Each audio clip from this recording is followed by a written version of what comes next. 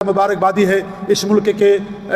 کے سربراہوں کے لیے اور اس ملک کے حکام کے لیے، جن کو اللہ رب العالمین نے اس ملک کی خدمت کرنے کا شرف عطا کیا ہے، جنہوں نے بڑی محنتیں کی، اسباب مہیا کیے، آسانیاں پیدا کی حج کرنے والوں کے لیے، عمرہ کرنے والوں کے لیے۔ لہذا ہر شخص کے لیے جس نے کسی بھی طرح کا اس میں حصہ ڈالا، کم یا زیادہ، سب کے لیے اللہ رب العالمین کی طرف سے ان کے لیے اجر ہے، اور میں سب کو مبارکباد پیش کرتا ہوں کہ ان لوگوں کی محنتوں سے اور کوششوں سے الحمدللہ حج کامیابی اور اختتام کو پہنچا، اور ان لوگوں کے لیے مبارکباد جن کے حج کو اللہ نے حج مبرور بنایا، جن کی کوششوں کو اللہ نے قبول کیا، جن کے گناہوں کو اللہ رب العالمین نے معاف کر دیا۔ لہذا اللہ کے بندو، اللہ تعالیٰ سے ڈرو اور یاد کرو کہ جس طریقے سے خیر کے موسم بڑی تیزی کے ساتھ گزر جاتے ہیں، اسی طریقے سے انسان کی زندگی بھی بڑی تیزی کے ساتھ گزر جاتی ہے۔ انسان کو وہی کچھ ملے گا اللہ تعالیٰ کے ہاں جو اس نے نیکیاں پیش کر دی ہیں اپنے آخرت کے لیے۔ اللہ تعالیٰ کے ارشاد، یا قوم انما هذه الحیاۃ الدنیا متاع، اے میری قوم کے لوگوں، یہ دنیا کی زندگی متاع ہے، وان الاخرۃ ہی دار القرار، اور اصل زندگی تو آخرت کی زندگی ہے۔ من عمل سیئۃ فلا یجزی الا مثلها، جو برائی کرے گا اس کو اسی کے برابر اجر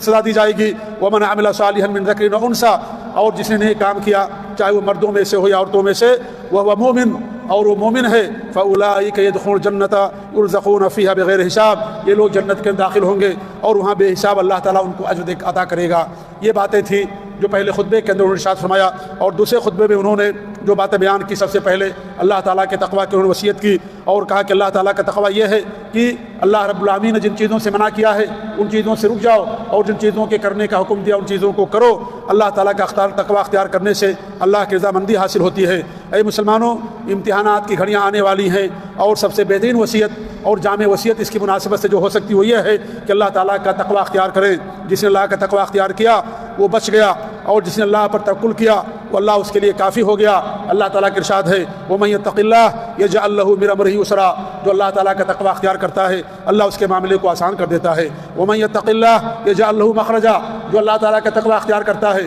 اللہ اس کے لیے نکلنے کا راستہ بنا دیتا ہے۔ وَيَرْزُقْهُ مِنْ حَيْثُ لَا يَحْتَسِبُ، اور ایسی جگہ سے اللہ اسے روزی دیتا ہے کہ اس کے وہم و گمان میں بھی نہیں آتا ہے۔ وَمَن يَتَوَكَّلْ عَلَى اللَّهِ فَهُوَ حَسْبُهُ، اور جو اللہ پر توکل اختیار کرتا ہے اللہ رب العالمین اس کے لیے کافی ہوتا ہے۔ اے طلباء،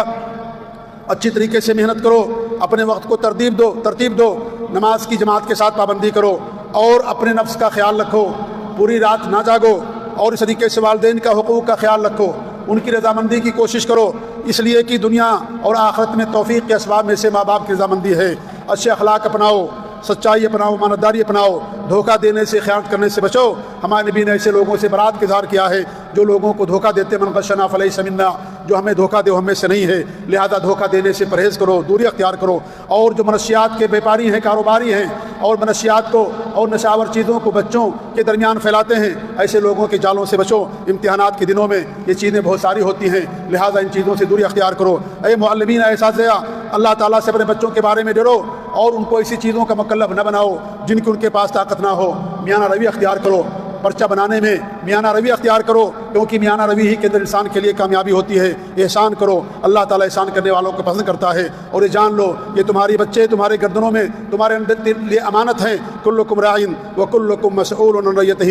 تم میں سے ہر آدمی راعی ہے، ذمہ دار ہے، اور ہر آدمی اس کی رعایا کے بارے میں سوال کیا جائے گا۔ اس کے بعد انہوں نے طلباء اور طالبات کے لیے دعائیں کی، اللہ رب العالمین کی حمد و ثنا بیان کی، نبی پر درود و سلام پڑھا، اور اس طریقے صحابہ کرام کے اوپر بھی، اور پھر مسلمانوں کے لیے دعائیں کی، خاص طور سے فلسطین کے لیے اور سوڈان کے لیے انہوں نے دعائیں کی، اور اس طریقے سے جو مغموم ہیں، قرض دار ہیں، ان کے لیے دعائیں کی، اور تمام مسلمانوں کے لیے دعائیں کی، مریضوں کے لیے دعائیں کی، اور مسلمان ملکوں کے لیے دعائیں کی، اور اسی پر انہوں نے اپنی بات کو ختم کیا۔ اللہ تعالیٰ سے دعا کہ اللہ رب العالمین ہم سب کے لیے آسانی فرمائے، اور اللہ رب العالمین ہمیں دین پر قائم رکھے، نبی کی سنت پر قائم رکھے، آمین۔ وصلی اللہ علیہ محمد وعلی آلہ وصحبہ اجمعین، وجزاکم اللہ خیر، والسلام علیکم ورحمۃ اللہ وبرکاتہ۔